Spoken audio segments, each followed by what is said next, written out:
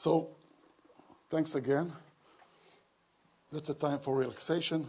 In 1 hour, we'll be in Engedi. So we have future. And 1.5 hours will be. 1 hour, Mira. Hope so.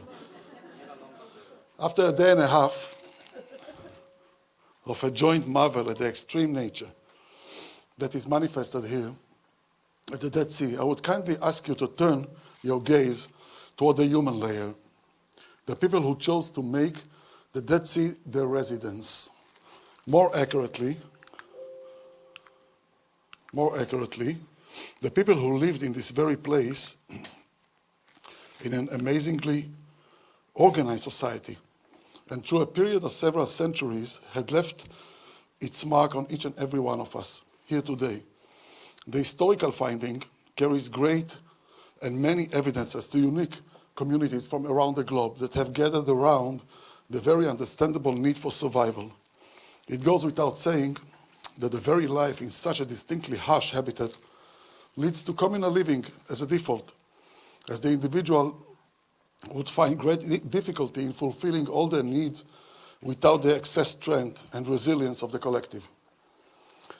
In this setting, the community of the Dead Sea dwellers of the 2nd century BC shines in its uniqueness and distinction from other known communities that have gathered just for the need for economical existence or distinct, intimate theological worship. This community has left behind a rich written finding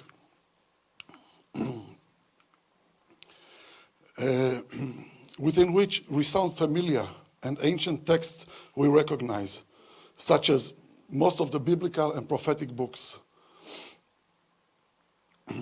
A fact that shows the close proximity, even kinship, to the families in charge of the holiness of most of the lifespan of the temples in Jerusalem.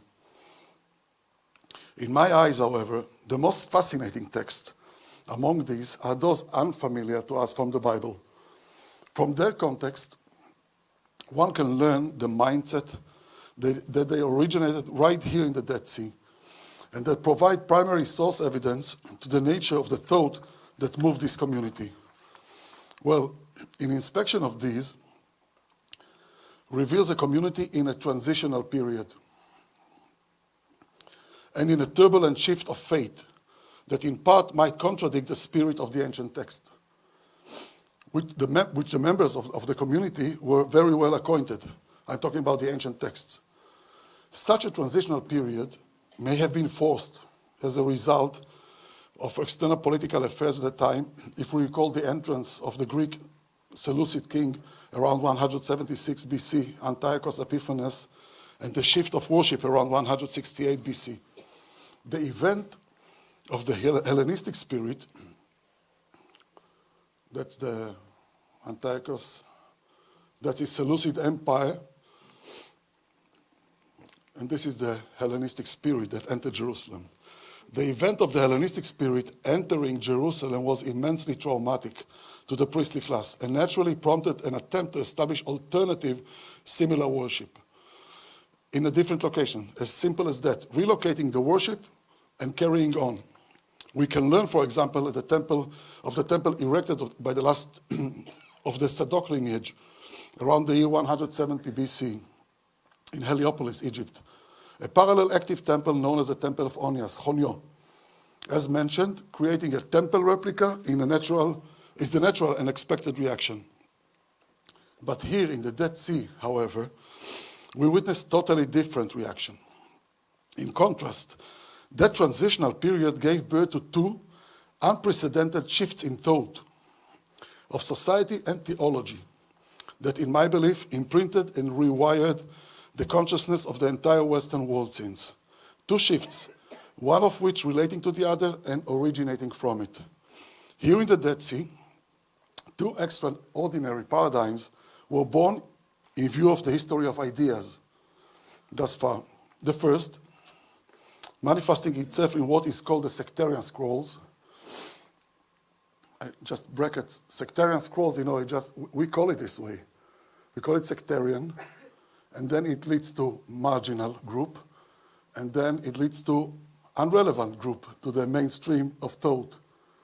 And that's where the research about the scrolls was for 60 years around. Sectarian group, marginal. We don't connect them directly to us today. So that's sectarian. They call it sectarian scrolls. And more specifically, in the community scroll role, community rules scroll.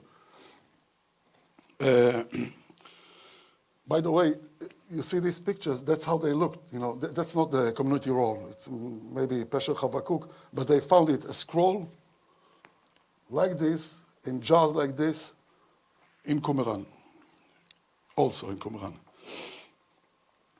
So I'm talking about the two shifts in thought. The first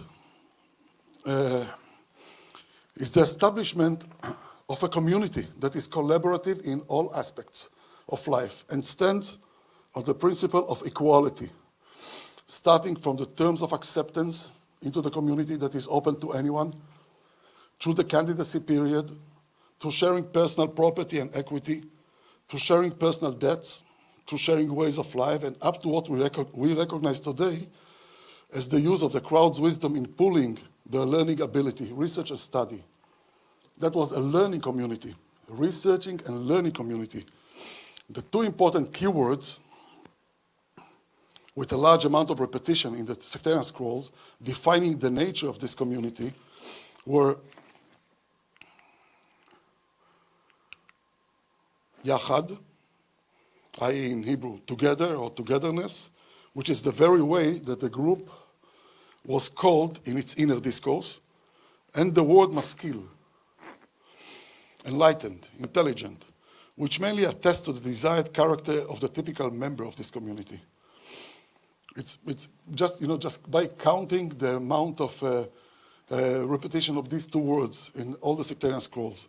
In fact, the only hierarchy that the group agreed upon was symbolic, and only in relation to the place of sitting in the study room, and in relation to the members' proficiency and literacy.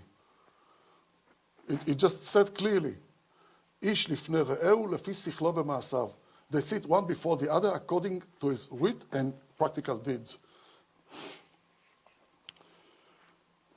The second substantial shift that is practically depending on the existence of such cooperative community is the shift from a central worship-based religion through a small distinct group of privileged few to a language-based theology. More distinctively, a community that made its goals the very research, study, and discussion revolving the will of God in the world as depicted in the existing text. All this through what is called in some of the sectarian scrolls the act of Midrash HaTorah. You see, that's how it appears there. Midrash HaTorah appears few times, not only in the community role, also in Damascus letter, etc. And it's not just symbolic anecdote, this appearance. It's very fundamental shift. An act, what's Midrash HaTorah? An act in which members of the community gather to study jointly and demanding the will of God out of the ancient text in a structure assigned for said purpose, as I believe Guy maybe showed you in Masada, the place where they sit and learn. And for spoken prayers meant to replace the central animal sacrifice of the ancient, of the temple in Jerusalem. A drastic change in the theological mindset that led for 1,000 years up until then, at least. The shift from a distant divinity, only seen through those in charge of worship, those who had to be carefully approached 3 times every year with offering of the first fruit of one's material labor. The shift from demanding God via the priest enjoying the divine favor towards personal responsibility to interpret God's will. No more the biblical lidrosh Elohim, to demand God through an appointed expert, the Kohen, but Midrash HaTorah, demanding God myself from the text. We are witnessing diverging theological movement that at the same time creates unprecedented secularization. Unprecedented secularization, a new theology that emerged from secularization of the previous sacred worship. Here,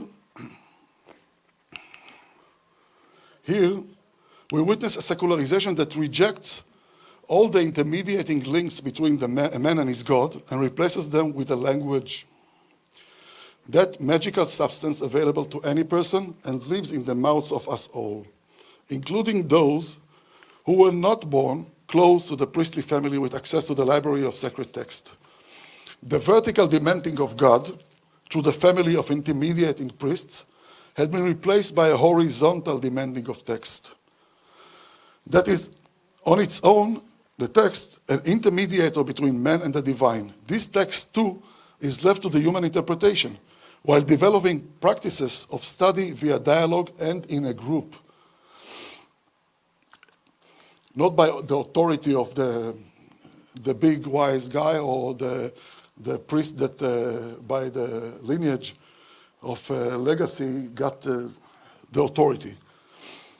And here's the crucial importance of belonging to a solid community, i.e. these people did not play with communal life just like marginal groups that we all know from the 60s. These people used the communal cooperative society as a vehicle to materialize an egalitarian and just society that suits the prophet's morality, no less.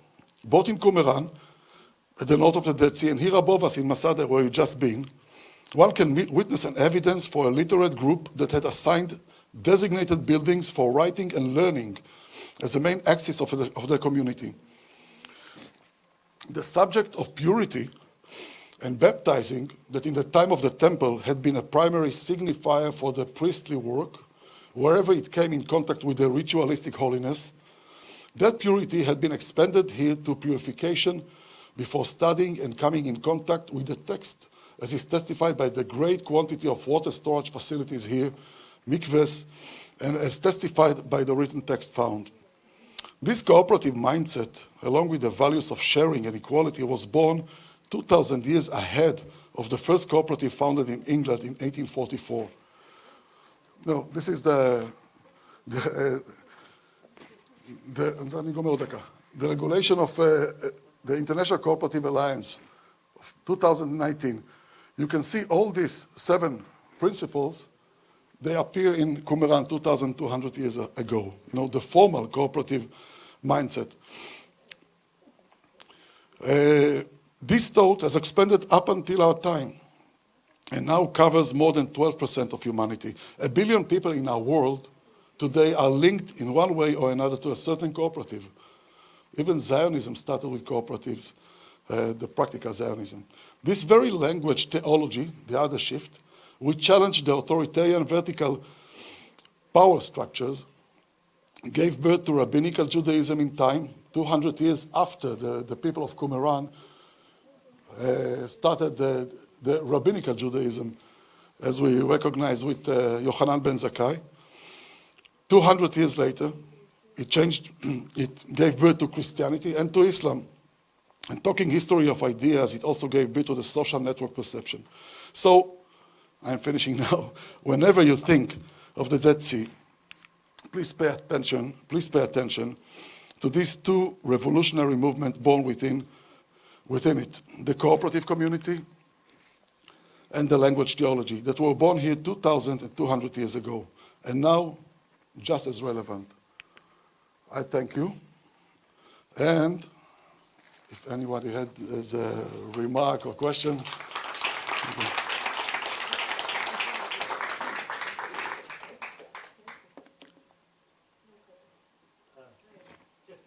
just want to make a comment that these days we talk a lot about sustainable development and equitable societal development. Looks like these ideas were already there in this. That's what I'm getting.